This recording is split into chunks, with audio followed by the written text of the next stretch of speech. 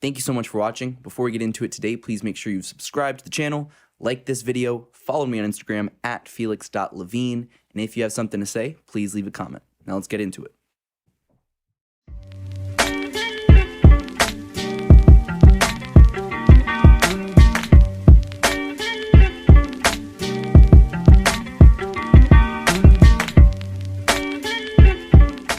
And we're live. Chris Gronkowski, sir, thank you so much for taking the time today. I'm super excited to have you on my show, so thank you for being here. Hey, man, thanks for having me. So I told you a few seconds ago, I don't know if you were able to think of anything. I usually ask my guests if there's a little tidbit, little something the world doesn't know about Chris Gronkowski. Do you have anything? Man, I mean, I've shared so much on TikTok at this point. I don't know if there's anything left. So I just posted just now about, a slip and slide story that I did in college. So we could throw that one out there before everyone else sees it. But we had this cool slip and slide in college. It was actually called our floor in our house. And we would get it really full of soap. And we'd slide from the front door out the back door. And it all ended because I tried to get like a lot of speed and it was really slippery. So I tried going off the rug and then cutting the corner. I went through the wall. So that's how it ended, man. That's a pretty cool story that no one's heard yet until they see my TikTok today. And I feel like things like that probably happen quite frequently around the Gronkowski family, yes? Yeah, man, there's a lot of damage to couches, walls, countertops, all that kind of stuff. Do you think that, you give enough praise to your parents for growing up with so many big, strong boys? Man, I have 3 boys now myself, and I don't know how they did it. I say it every year because it gets crazier and crazier as the kids get older and as you have more. So, my parents were incredible. I mean, it was a full-time job raising 5 boys, and they did an amazing job. Now, for the people out there that aren't familiar, where do you rank in the 1 through 5? Are you the... I'm the middle. I'm the third. And who got the most shit? Man, in the most trouble by far was Rob. Easily, he loved it. So he got what he wanted, and he also got a lot of beatdowns too. So it was all cool.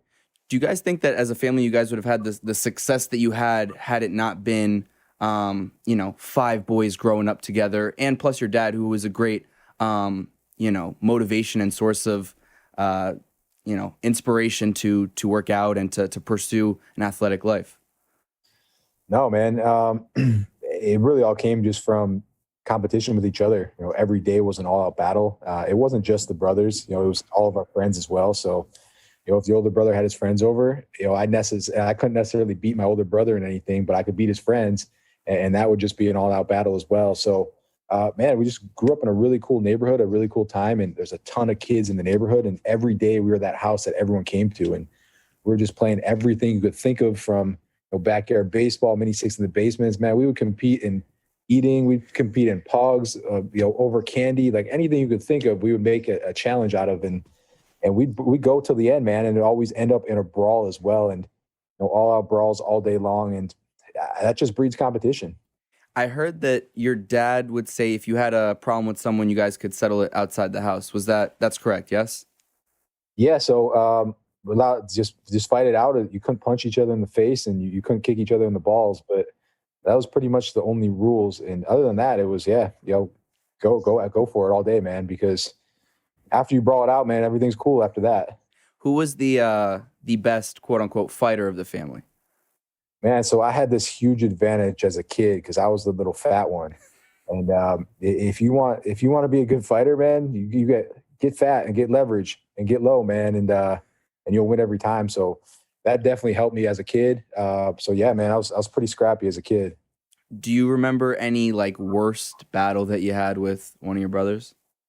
Man, we had some good ones. Rob had some really good ones with Dan. Rob was the only one crazy enough to kind of jump the older brother and then go to the one that was older than him. So Rob and I fought like crazy because we were the closest. And then he would go after Dan, and Dan was just an absolute beast. And he was like 6'6", 240 in high school, and Rob would go after him, and Dan would just whoop him every single time, and he'd just keep coming back for more. But there was one epic battle where the babysitter tried to break it up, and Rob whipped a fork at her or at Dan, and it ended up hitting the babysitter in the hand and getting stuck in her hand. And he had a bloody nose, and he was just spitting blood on the ceiling of our house. So when my parents finally came home, it was like this war zone. It was like, man, it was crazy. And that babysitter never came back again. That's for sure. Was it always, I mean, like, I guess people on the outside would imagine that it was quite chaotic because to have five boys who are all huge and there's a lot of testosterone. Was it as chaotic as one might imagine it to be? I would probably say, yeah. I mean, every day was a fight for sure. I mean, between multiple brothers. So I don't think a day went by where, there wasn't some kind of brawl.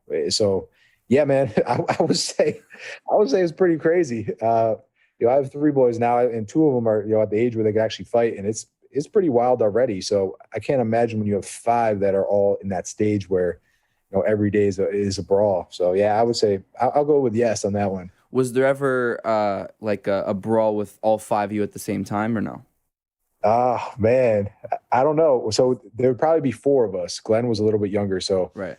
Glenn was 4 years younger than Rob, so he never really got into the brawls with all the bros. But I would say the other four, yeah, we would play like backyard baseball and like mini sticks in the basement, and it would definitely end up in a brawl.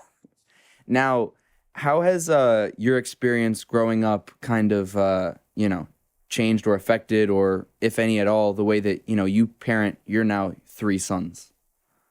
Man, I'm really trying to follow in my parents' footsteps. They did a couple of things that I think were huge for us. And the first one was, I don't even know if it was on purpose at first or not, but it definitely was later on. But they never gave us anything unless we earned it. So, if we walk down the aisle, the candy aisle, the checkout that gets everyone, and we begged for candy, there was never one time that my mom said yes to us.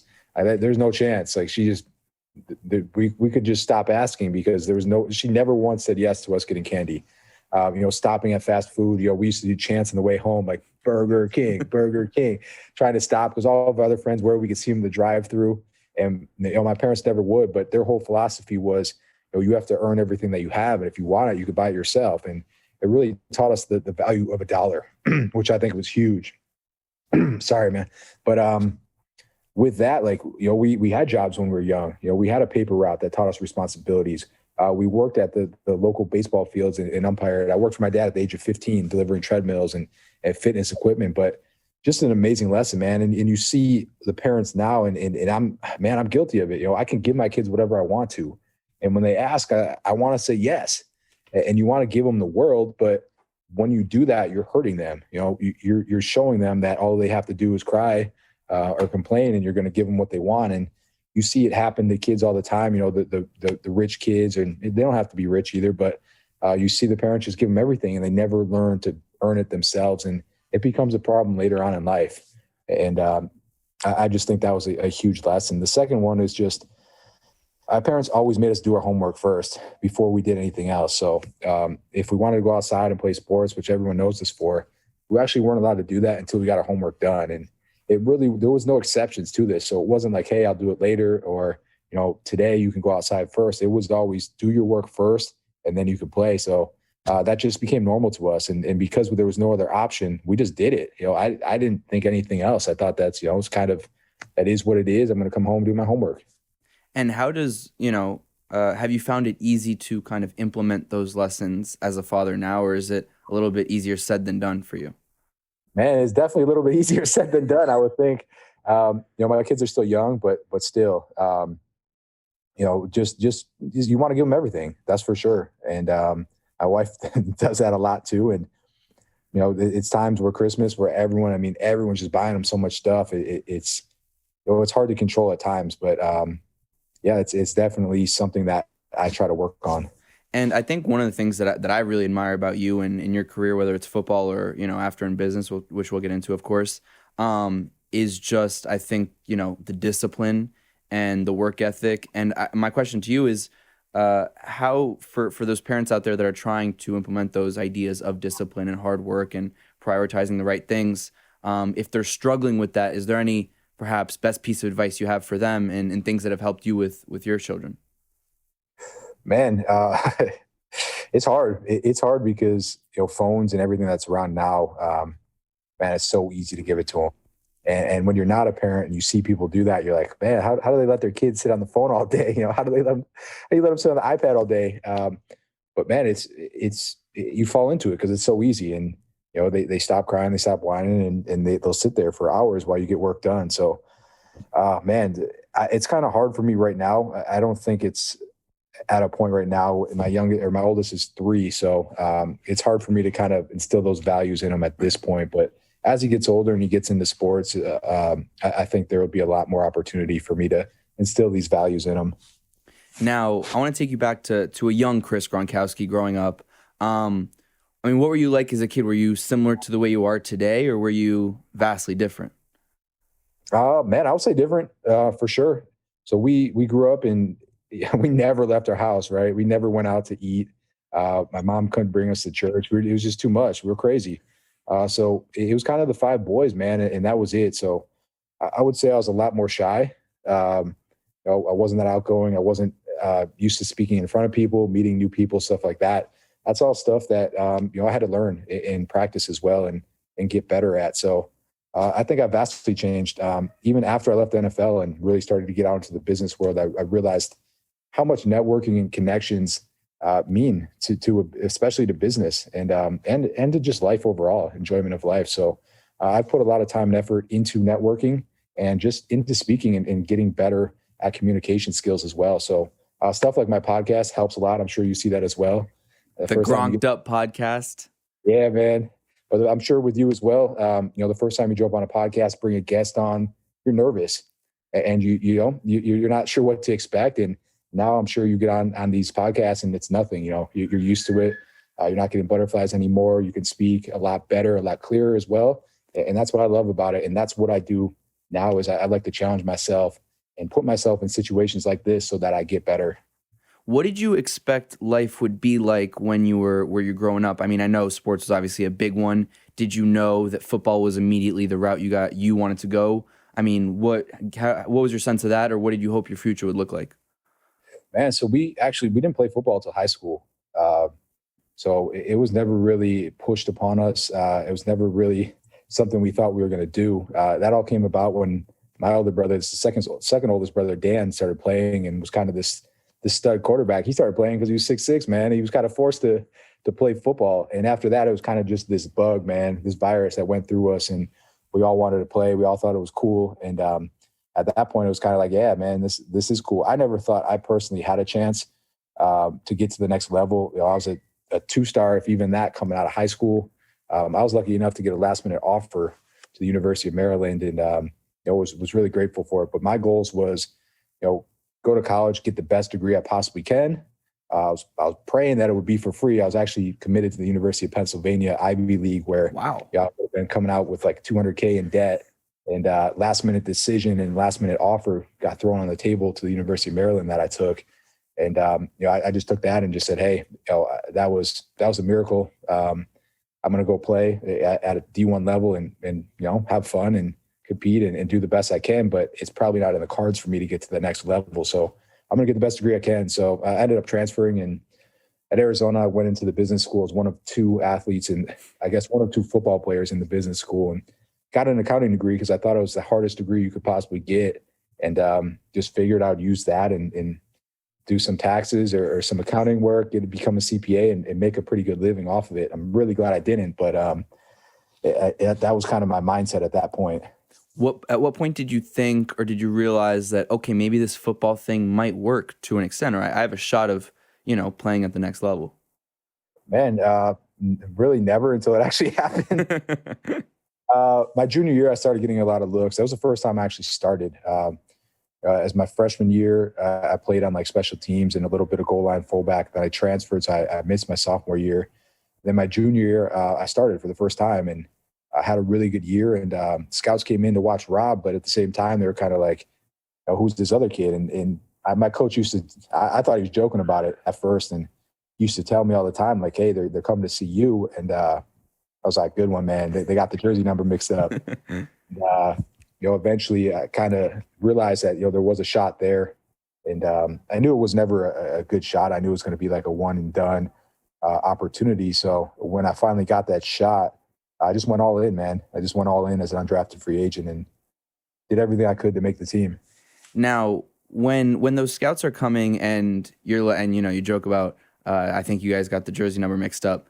Was there any part of you that, because Rob had obviously his success, was there ever any form of like resentment or like, because another, your brother has this attention? I mean, how's that with a family of five, testosterone filled big boys who are all playing high level sports? Yeah, man. I would say like early on that would have been a big deal. Like before high school, we were definitely, if your one brother did something great, you were pissed. You were trying to one up him for sure. But as we got older and we started playing together, it really became something where we were trying to help each other out. Once you go through that struggle together and you really put it out there and you grind and you become passionate about it and you have respect for each other and what you accomplish. So at that point, I realized how hard he was working and how much he's done to be where he is at that point. And it was just all support at that time. And I think that's one of the beautiful things and I think one of the reasons why the Gronkowski family name has been so like beloved is just because they know that you're this big family of like super nice guys that all worked hard, that have all done things. And I think that, I can speak as a fan really of all you guys is just to see that in different, like the family feuds and the stuff like that, to see you guys all together is always super nice. But I'm wondering, like, when you're at Arizona with Rob, how many seasons did you play together there? Just one? So so I was there my sophomore year, but I sat out. He played that year. We played together junior year, and then he got hurt my senior year. So we really played one full season together. And what was that like? I mean, do you guys hang out after practice? Do you guys, what's it like to go to school? Yeah, for sure. So we lived together in the same house the whole time we were there, and older brother Gordy actually came and lived with us for a little bit as well. So it was a good time, man. That's for sure. Now, take me to draft night where, Rob goes early, and I believe you were projected to go like somewhere in the 4th round, if I'm not mistaken, or that's at least from one report. And then you go undrafted, but then very quickly right after you sign with the Cowboys.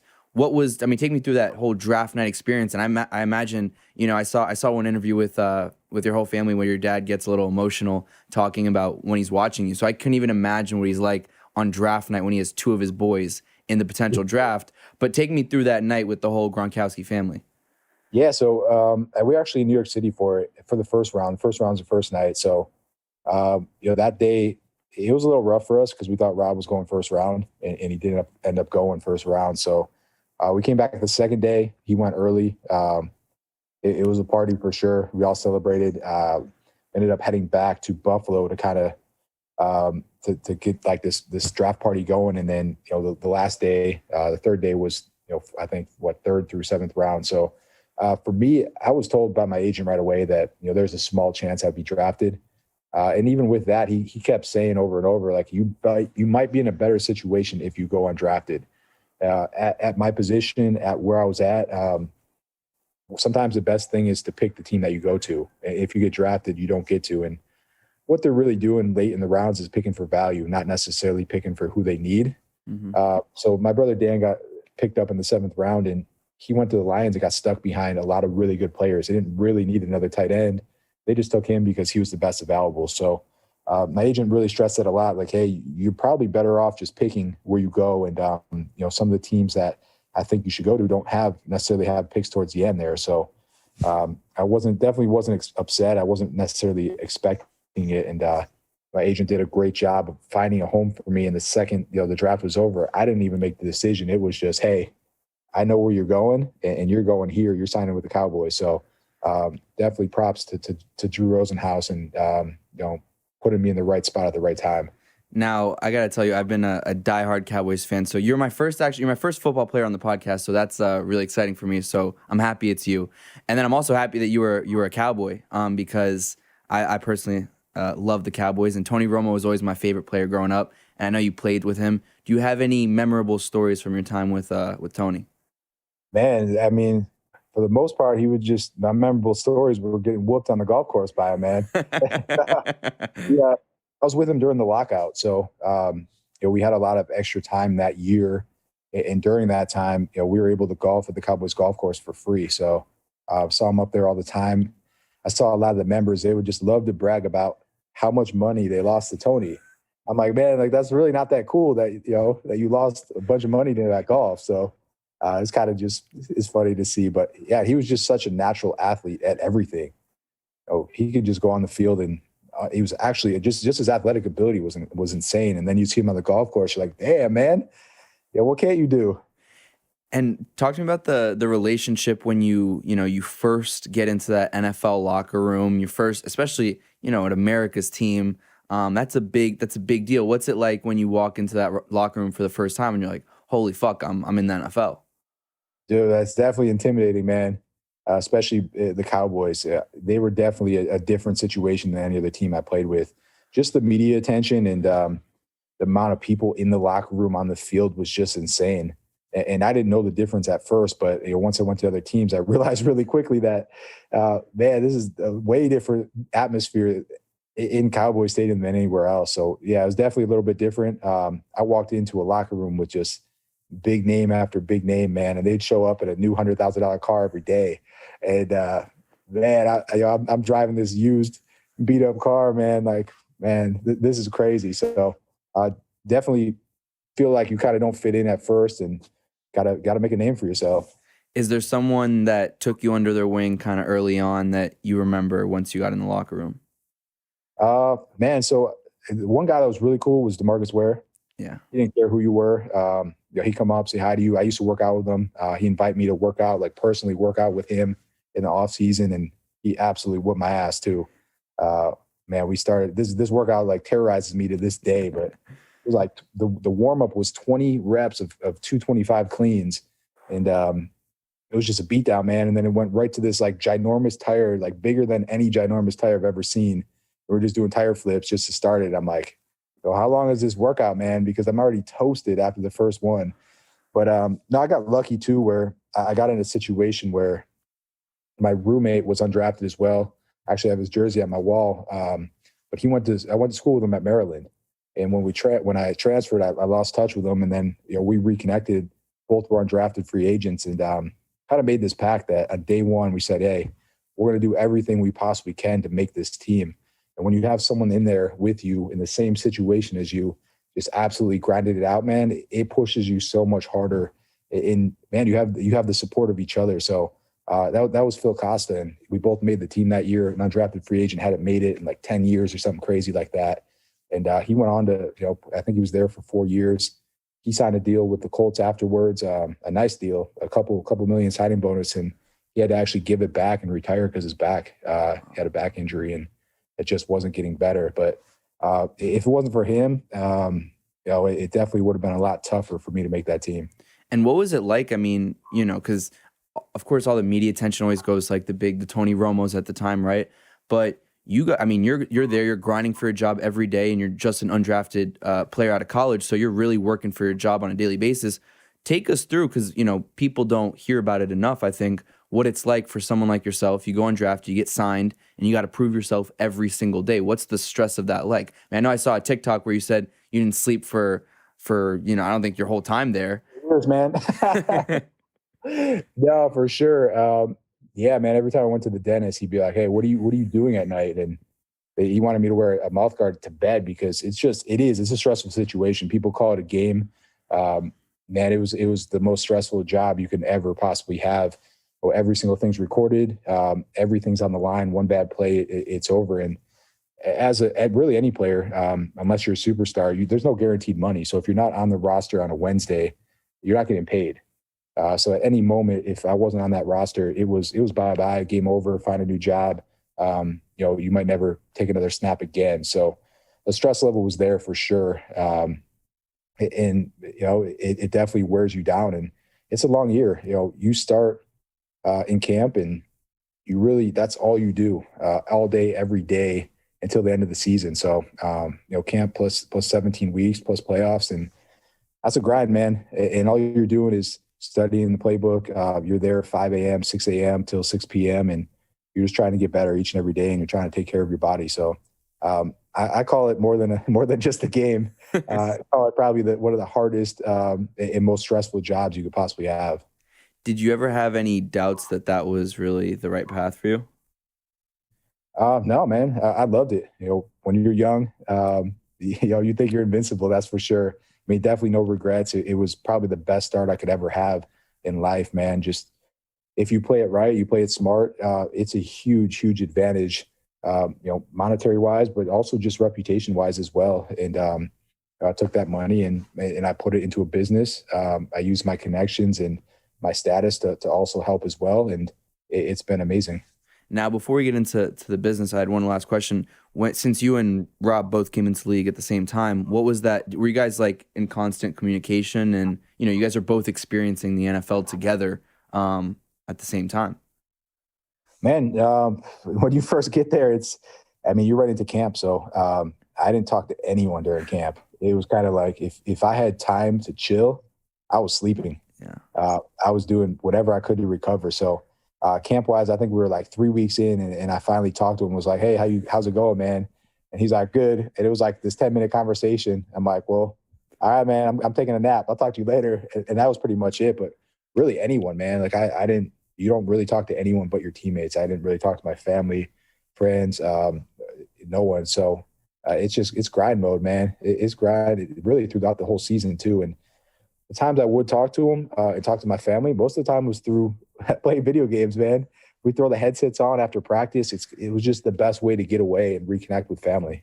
It must have been nice. I don't know if it's exactly how it went down, but the first Thanksgiving when you're back, do you remember that? Maybe seeing Rob for the first time after you guys both get drafted. You guys have been away for a while, and I mean, do you guys have a big family Thanksgiving? I imagine that's a lot of people. Man, yeah, but I guess our first right after that. I played on Thanksgiving Day my rookie year, so. Oh, right, yeah, you're a Cowboy. You're playing on Thanksgiving Day.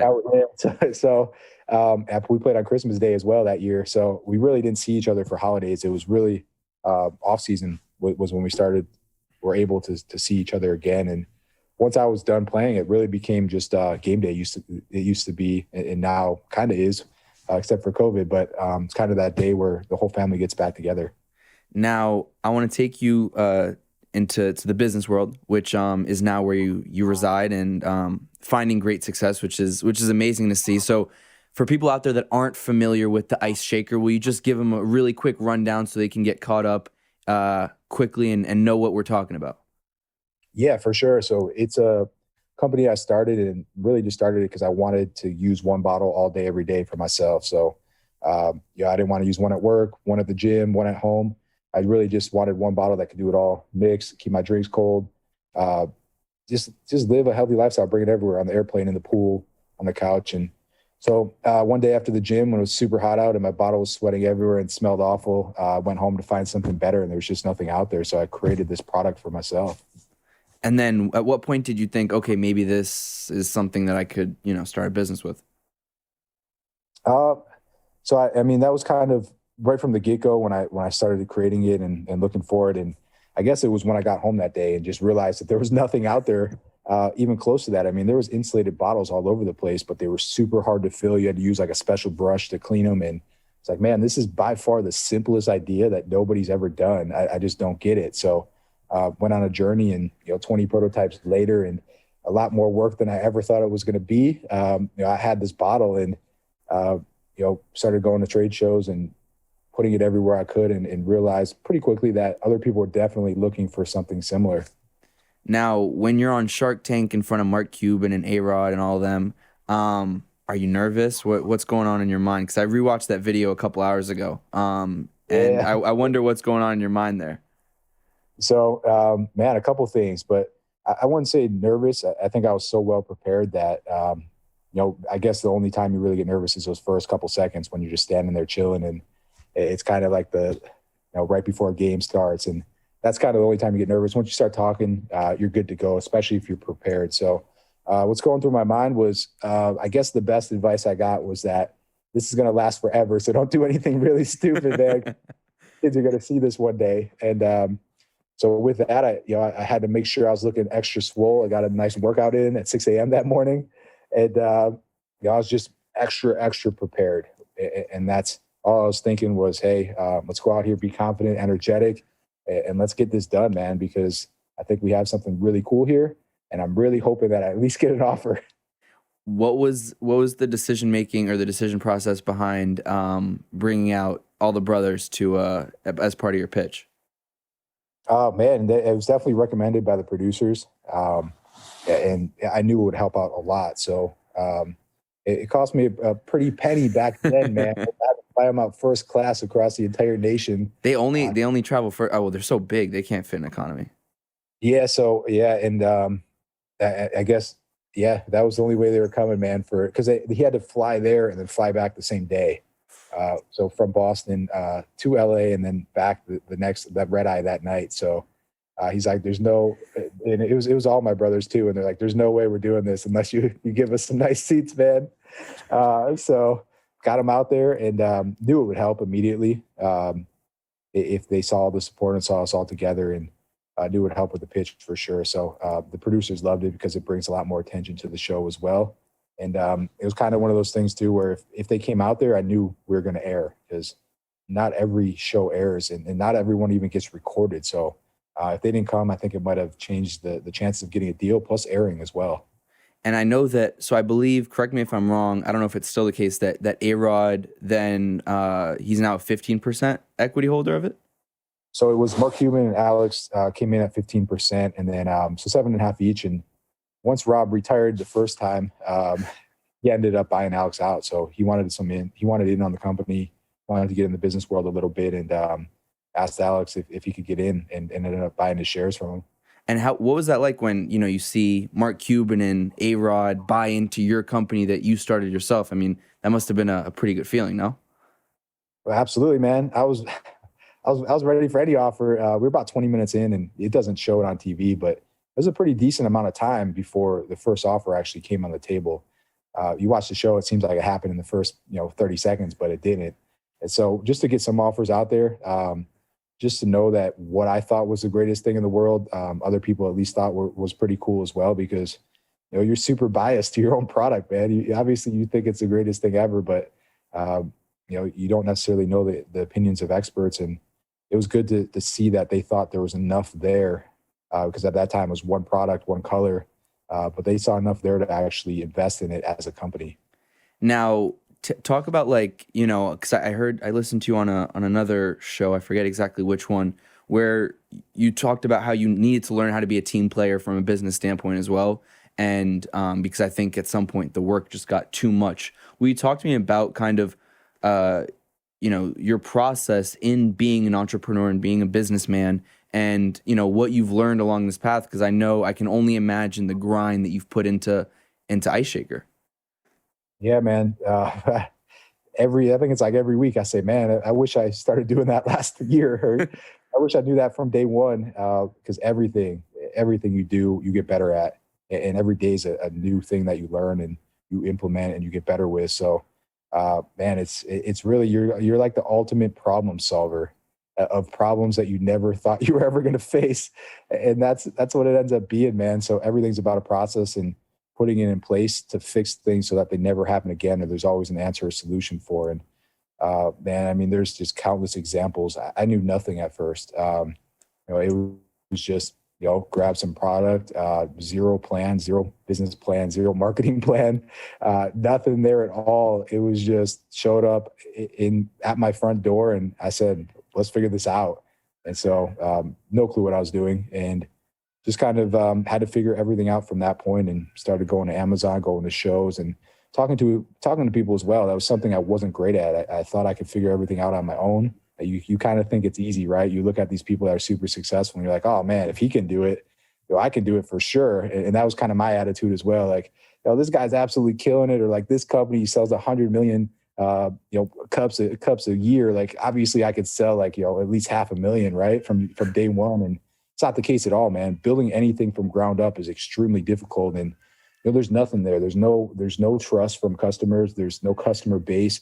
There's absolutely nothing there, and you just have to just start grinding it out to figure out which direction to go. What's something you wish you had known on day one, or like maybe your top 3 biggest lessons?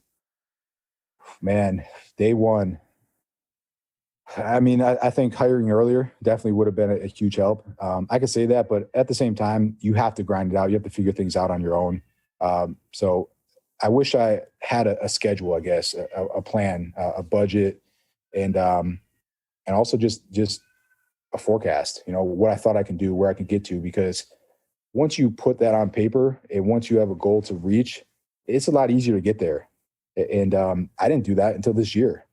This year was the first time I put a budget in place, and this first month, we're halfway through it, and we're like, wow, man, we are blowing out last year, and because everyone knows how to get there, everyone knows what to do and what not to do now, and they know how much they can spend to get there and how much they can save by not getting there. So, amazing what happens when you actually have a plan, you put it on paper, and you follow it. And I think what's also beautiful, I think I was looking at the Ice Shaker TikTok that I believe you duetted.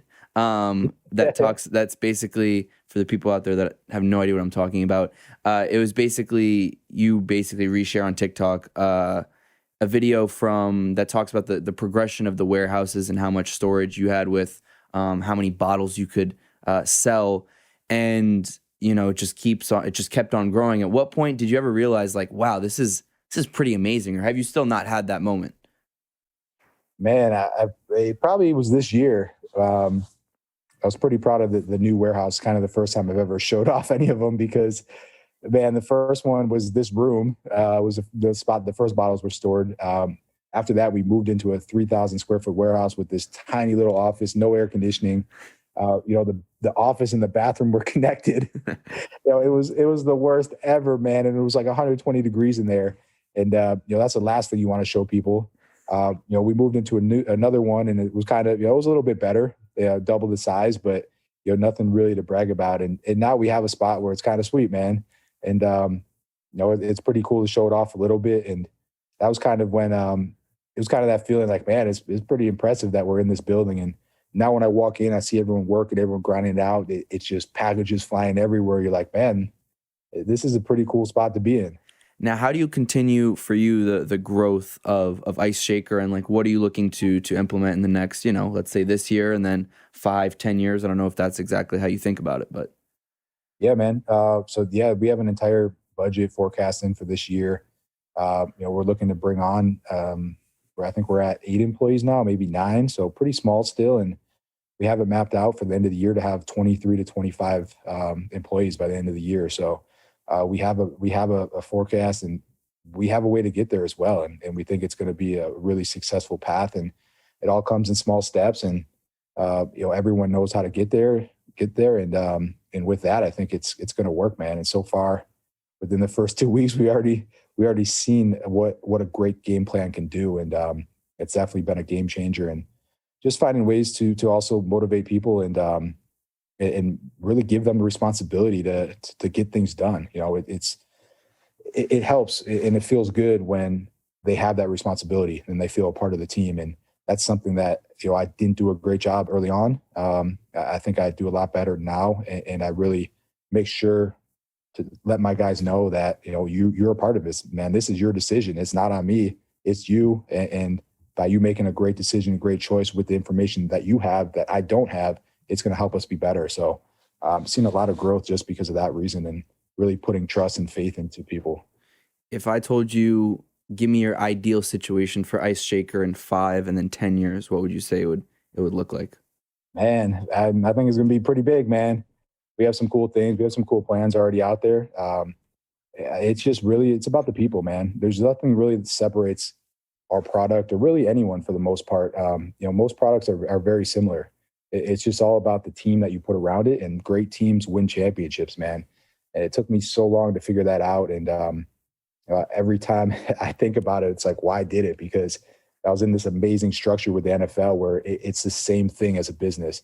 You have the head coach who's the CEO, you have the assistant coaches who are the managers, you have the players that are the guys on the ground that are getting the work done. And, it's such a simple structure, and I was in it for so long, and it transfers over so easily as well. And it just took me so long to get there that it drives me crazy. But that's all it is, man. And when you put the right people in the right place and the right, tactics and the right processes in, you're going to be amazing, and you're going to accomplish a lot. And that's where we're getting to now. And we're really building a strong team.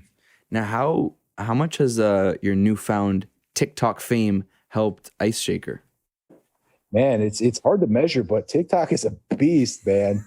It really is. And at first when I grew, like it all came from being challenged on my podcast by a kid who was really good on TikTok, and he pretty much said, like, man, you have a name and a cool story, and I have nothing. Like, he was a high, or I guess a college dropout. He went to college for like 6 months and dropped out and went on TikTok, and he's just killing it, right? And he's like, I had nothing to tell anyone. And What's his name? Jesus Corona. Okay. His name. So he was then teaching like others how to do it as well and helping out businesses and stuff. And he came on and was like, I challenge you to just post something cool every day for 30 days. I'm like, all right, I'll do it. And at that time, I probably had posted over 100 times on TikTok, and I had like 10,000 followers. So it wasn't something where like no matter what I posted did well. I didn't have over like 5,000 views on any videos. And you could go back and like they're now higher because of how many people follow me and went back and saw them. But at that time, there was maybe a couple over 5,000. And I started to do what he said. He said, bring value. Find ways to bring value. Tell cool stories that no one else has heard. Make your really stand out and do something that people want to see and can engage with. So I did, and I started also commenting back to comments and really engaging and answering people's questions. And from there, within 30 days, it grew to 350,000 followers. I reached like 50 million people in those 30 days. I was like, man, there is definitely something here. And I wouldn't say I was burnt out, but I kind of, once it started, I started seeing a decline in followers. Like, I was growing at like 15,000 a day, right?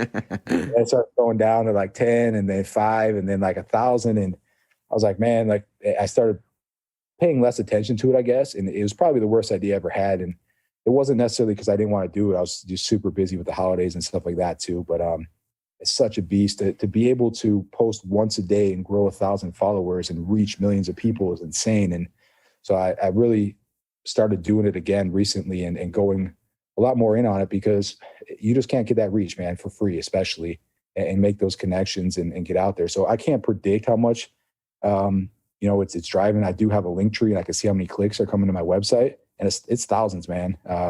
It's thousands of clicks. I also see the website.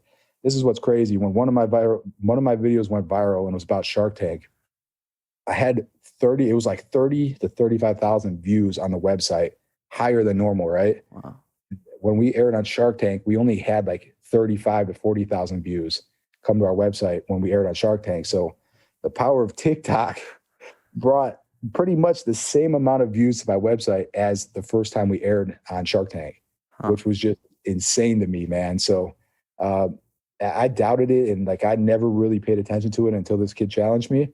But man, it's real. Like it's no joke, and it definitely has drove a lot of sales to the website, but it's just, I can't track it. So I don't know exact numbers on how much it's actually drove in revenue. Well, I also think that your videos in particular are really interesting because no other past or current NFL player talks about like, the subtleties of, do you guys pay taxes?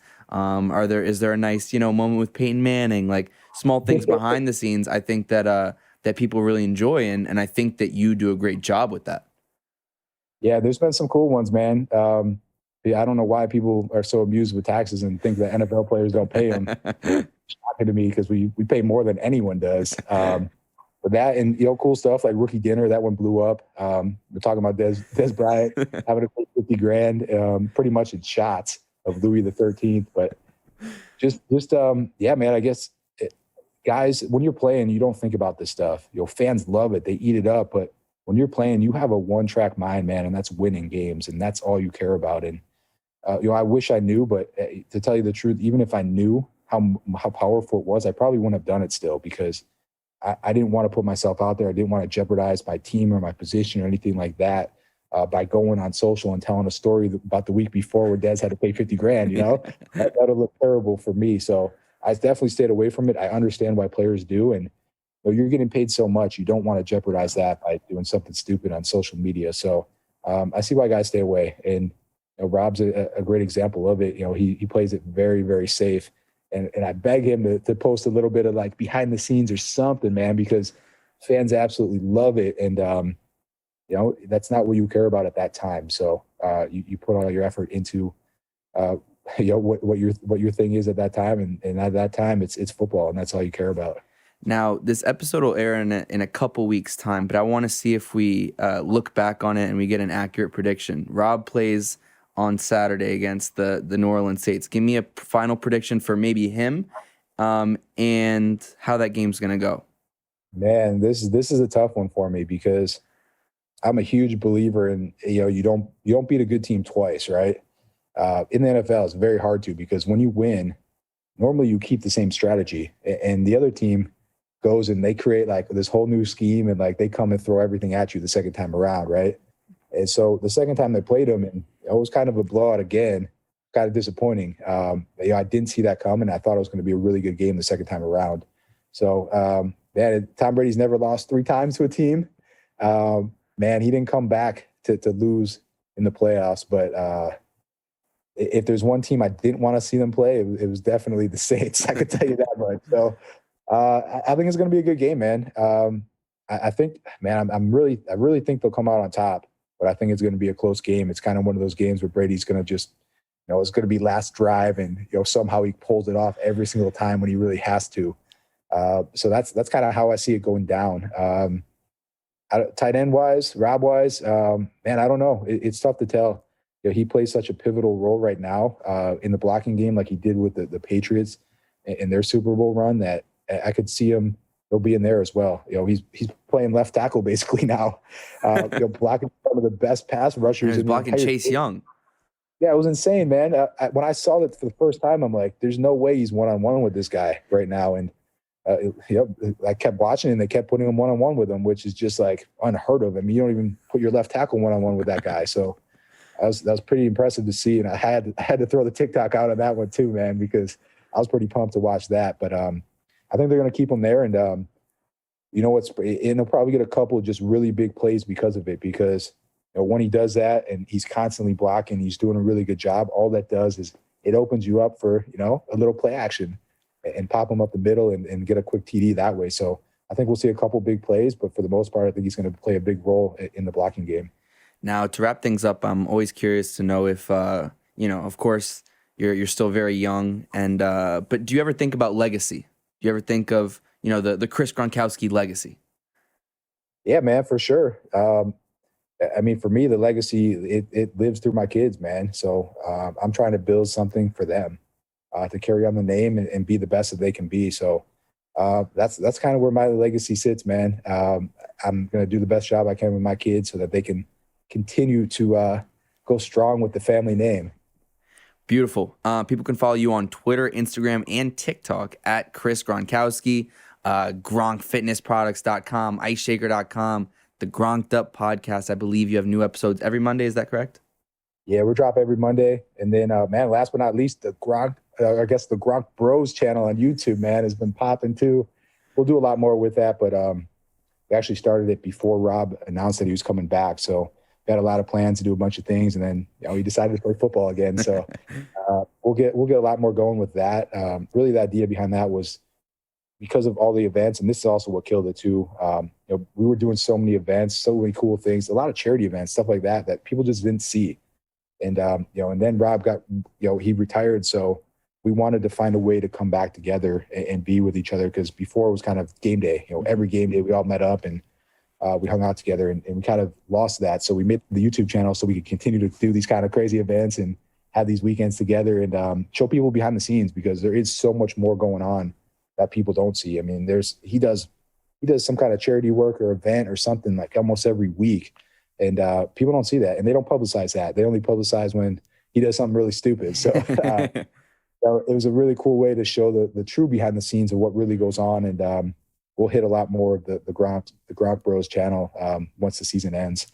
Beautiful. Well, Chris, an absolute pleasure, honor to have you on my show. I really appreciate you taking the time, and hopefully one day, if you're ever post-COVID in New York, we bring you into the studio. But wish you nothing but the best, and you're really an inspiration to me to see how you can go from one field to another and still find success. So thank you. Absolutely, man. Thanks for having me on today. Beautiful. Thank you so much for watching this video. If you haven't done so already, please make sure you like the video, subscribe to the channel, follow me on Instagram at Felix.Levine. And if you have something to say, please leave a comment.